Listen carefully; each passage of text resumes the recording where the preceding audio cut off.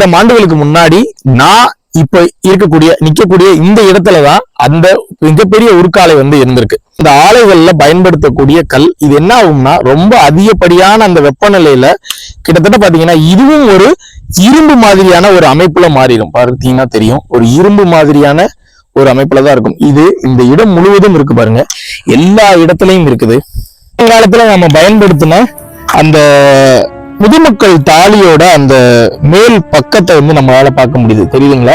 வெளியில நம்ம பார்த்த அந்த பானையை விட அந்த முதுமக்கள் தாலியை விட இந்த முதுமக்கள் தாலி எவ்வளவு அழகா தெரியுது பாருங்க. புதைந்த நிலையில, பாதி புதைந்த நிலையில இருக்கு. இந்த பக்கம் முழுவதுமாவே தெரியுது பாருங்க. அந்த பானை ஓடுல ஒரு பக்கம் கருப்பு, இன்னொரு பக்கம் அந்த சிவப்பு இருக்கக்கூடிய பானை ஓடுகள். இந்த மாதிரி ஒரு மிகப்பெரிய நாகரிகம் இருந்த இடம் தாங்க இந்த இடம். இந்த இடம் 4000 ஆண்டுகள் பழமையானது. குறைந்தபட்சம் நம்ம மதிப்பிட்டு பார்த்தோம்னா 4000 ஆண்டுகள் பழமையான ஒரு இடமா இந்த இடம் கருதப்படுது. ஆனா இன்னமும் பாத்தீங்கன்னா இந்த இடத்துல மிகப்பெரிய ஒரு அகழாய்வோ இல்ல ஒரு மிகப்பெரிய விஷயங்களோ எதுவுமே நடக்கல.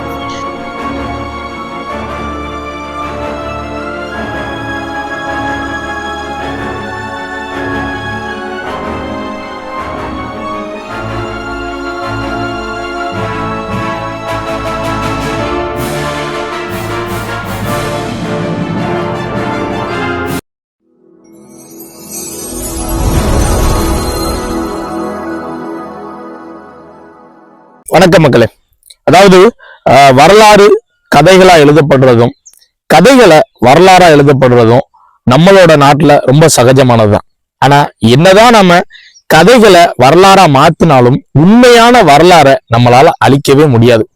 அதுக்கு ஒரு மிகச்சிறந்த உதாரணம் தான் நம்ம தூத்துக்குடி மாவட்டத்துல இருக்கிற சிவகலை அப்படின்ற இடத்துல 5300 ஆண்டுகளுக்கு முன்னாடியே தமிழர்கள் மிகப்பெரிய ஒரு விஷயத்த பண்ணியிருக்காங்க. அது என்ன அப்படின்னா, இரும்பை உருக்கி இரும்புல நிறைய பொருட்கள் அந்த காலத்துல செஞ்சிருக்காங்க. இரும்பை கண்டுபிடிக்கிறது வேறங்க, இரும்பை உருக்கி பொருட்களா செய்யறது வேறங்க. ஏன்னா 1000 டிகிரி செல்சியஸ்ல உருக்கி அதை எக்கா மாத்தி அதுல நிறைய பொருட்கள் செஞ்சிருக்காங்கன்னா 1000 டிகிரி செல்சியஸ எப்படி கண்டுபிடிச்சாங்க? அதாவது நம்மளை வியப்படைய வைக்குது. அப்படி ஒரு விஷயம் தூத்துக்குடி மாவட்டத்துல மட்டும் இல்லைங்க, இங்க இருக்கக்கூடிய எங்களுடைய சொந்த மாவட்டமான விருதுநகர் மாவட்டத்திலையும் இருக்குது. இங்கேயும் 4000 ஆண்டுகளுக்கு முன்னாடி ஒரு மிகப்பெரிய இரும்பு ஆலை இருந்திருக்கு. அது உண்டான எச்சங்கள் நிறைய இருக்குது. அதைத்தான் இன்னைக்கு இந்த காணொலியை நம்ம பார்க்க போறோம். வாங்க காணொலிக்குள்ள போலாம். 4000 ஆண்டுகளுக்கு முன்னாடி நான் இப்ப நிக்கக்கூடிய இந்த இடத்துலதான் அந்த மிகப்பெரிய உருக்காலை இருந்திருக்கு. இங்க இரும்பு அதிகம் பயன்படுத்தி இருக்காங்க. அதுக்கு சிறந்த உதாரணம் என்ன அப்படின்னு பார்க்கும்போது, இரும்ப உருக்குறதுக்கு பயன்படுத்தக்கூடிய அந்த ஊது குழால் அப்படின்னு சொல்லக்கூடிய அந்த குழாய் இங்க நிறைய இடங்கள்ல காணப்படுது. இதை தவிர்த்து அந்த உருக்காலை கல்லுன்னு சொல்லுவாங்க. அதாவது கல்லு பாத்தீங்கன்னா நம்ம அதிக வெப்பநிலை மாறும்போது என்ன ஆகும்னா இரும்பு மாதிரியான அமைப்புல மாறிடும். இந்த இடம் முழுவதும் பாத்தீங்கன்னா அந்த கற்களாலதான் இந்த இடமே நிரம்பி இருக்குது. உங்க பக்கத்துல நான் காட்டுறேன் பாருங்க, நீங்க பாத்தீங்கன்னா தெரியும். இது பாத்தீங்கன்னா நம்ம இரும்பு அந்த உருக்கக்கூடிய அந்த ஆலைகள்ல பயன்படுத்தக்கூடிய கல் இது என்ன ஆகும்னா ரொம்ப அதிகப்படியான அந்த வெப்பநிலையில கிட்டத்தட்ட பாத்தீங்கன்னா இதுவும் ஒரு இரும்பு மாதிரியான ஒரு அமைப்புல மாறிடும். பார்த்தீங்கன்னா தெரியும், ஒரு இரும்பு மாதிரியான ஒரு அமைப்புலதான் இருக்கும். இது இந்த இடம் முழுவதும் இருக்கு பாருங்க, எல்லா இடத்துலயும் இருக்குது இந்த இடம். இப்போ நம்ம வந்திருக்கிற இடம் எங்க அப்படின்னு நம்ம பார்க்கும்போது, விருதுநகர் மாவட்டம் ஸ்ரீவில்லிபுத்தூர் பக்கத்துல இருக்கக்கூடிய திருவண்ணாமலை, அந்த சின்ன திருவண்ணாமலைம்பாங்க. அதுக்கு பின்னாடி நீங்க வந்தீங்க அப்படின்னா பேச்சியம்மன் கோவில் அப்படின்னு ஒரு கோவில் இருக்கு. அந்த கோவிலுக்கு பக்கத்துல தாங்க இந்த இடம் இருக்குது. இந்த இடம் பாத்தீங்கன்னா கிட்டத்தட்ட 1 ஏக்கர் பரப்பளவு கொண்ட இடம். இந்த இடம் முழுவதுமே இந்த மாதிரியான எச்சங்களை பார்க்க முடியுது. நான் உங்ககிட்ட அந்த ஊது குழாய் அப்படின்னு சொன்னேன் பாத்தீங்களா, அந்த ஊது குழாய், அதாவது அந்த உள்ள அந்த நம்ம ஊதுவோம்ல அந்த மாதிரியான ஒரு குழாய் இருக்குது. அது இந்த பக்கம் தான் இருக்குது. அதையும் நான் உங்களுக்கு காட்டுறேன். நான் சொன்ன அந்த ஊது குழாய் அது பாத்தீங்கன்னா இங்கதான் இருக்குது. இந்த இடத்துலதான் அது அதிகம் இருக்குது. ஏன் அப்படின்னு தெரியல. ஒருவேளை இந்த இடத்துலதான் அதிகமா பயன்படுத்திருக்காங்களா அப்படின்னு எனக்கு தெரியல.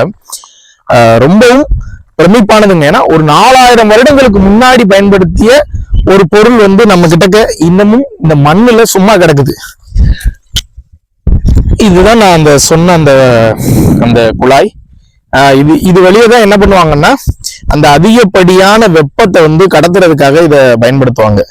இது பாத்தீங்கன்னா தெரியும், இதுதான் வந்து அந்த குழாய், இந்த தெரியுதுங்களா? இந்த குழாய் வந்து இங்க வந்து நிறைய இடங்கள்ல வந்து கிடைக்குது நமக்கு. இது எல்லாமே வந்து அந்த உருக்காலை, அந்த இரும்பு ஆலையில பயன்படுத்தின அந்த ஊது குழல்னு சொல்லுவாங்க. இது மாதிரி ஆய்வாளர்கள் சொன்ன தகவல் படி பாத்தீங்கன்னா இங்க ஒரு மிகப்பெரிய ஒரு குழாய், 2 குழாய் வந்து இந்த மண்ணில் வந்து புதைந்து இருக்கிறதா சொல்லியிருக்காங்க. இன்னொன்னு அவங்களோட ஆய்வின்படி பாத்தீங்கன்னா இந்த இடம் வந்து 4000 ஆண்டுகள் பழமையானது. குறைந்தபட்சம் நம்ம மதிப்பிட்டு பார்த்தோம்னா 4000 ஆண்டுகள் பழமையான ஒரு இடமா வந்து இந்த இடம் கருதப்படுது. ஆனா இன்னமும் பாத்தீங்கன்னா இந்த இடத்துல வந்து மிகப்பெரிய ஒரு அகழாய்வோ இல்ல ஒரு மிகப்பெரிய விஷயங்களோ எதுவுமே வந்து நடக்கல. இந்த காணொளி மூலம் இது வந்து இன்னும் நிறைய பேருக்கு நிறைய இடங்களுக்கு தெரியப்படணும். இந்த இடத்துலயும் ஒரு அகழாய்வு நம்ம பண்ணணும் அப்படின்னு நம்ம இருந்தா இன்னும் நிறைய இந்த இடத்துல இருந்து நிறைய ஒரு நாகரிகம் வந்து நமக்கு வெளிப்படும் அப்படின்றதுல எந்தவித ஐயமும் கிடையாது. ஏன் அப்படின்னு நான் சொல்றேன்னா, இங்க வெறும் இந்த உருக்காலை கல், இந்த ஊதுகுழல் இது மட்டும் இல்லாம கருப்பு சிவப்பு பானை ஓடுகள் நிறைய காணப்படுது. இது பாத்தீங்கன்னா தெரியும், எல்லாமே கருப்பு சிவப்பு பானை ஓடுகள். இந்த இடம் முழுவதும், இந்த 1 ஏக்கர் பரப்பளவு முழுவதும் பாத்தீங்கன்னா இந்த பானை ஓடுகளை நம்மளால பார்க்க முடியுது. இதை தவிர்த்து இந்த ஏரியாவுக்கு பக்கத்துல ஒரு இடம் இருக்கு. அங்க பாத்தீங்கன்னா முதுமக்கள் தாலி வந்து அப்படி இன்னமும் உயிரோட்டத்தோட இருக்குதுங்க. இன்னமும் அந்த அந்த படிமம் வந்து அப்படியே நமக்கு காட்சி கொடுக்குது. நான் இந்த காணொளியில அந்த இடத்தையும் உங்களுக்கு காட்டுறேன், அதையும் பாருங்க. உருக்காலை நம்ம போறதுக்கு முன்னாடியே பாத்தீங்கன்னா சாலையோட அந்த ஒரு பாதை போகுதுங்க, ஒத்தையடி பாதை மாதிரி. அந்த பாதைக்கு ஒரு பக்கத்துல பாத்தீங்கன்னா நம்ம அந்த பழைய அந்த பழங்காலத்துல நம்ம பயன்படுத்தின அந்த முதுமக்கள் தாலியோட அந்த மேல் பக்கத்தை வந்து நம்மளால பார்க்க முடியுது. தெரியுதுங்களா?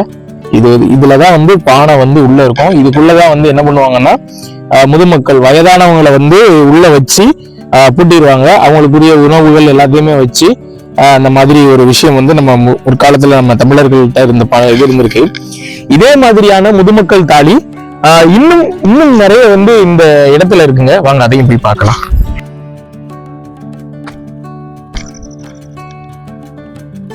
இங்க இருக்கு பாருங்க.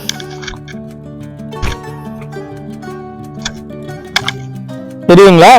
வெளியில நம்ம பார்த்த அந்த பானையை விட, அந்த முதுமக்கள் தாலியை விட இந்த முதுமக்கள் தாலி எவ்வளவு அழகா தெரியுது பாருங்க. புதைந்த நிலையில, பாதி புதைந்த நிலையில இருக்கு. இந்த பக்கம் முழுவதுமாவே தெரியுது பாருங்க.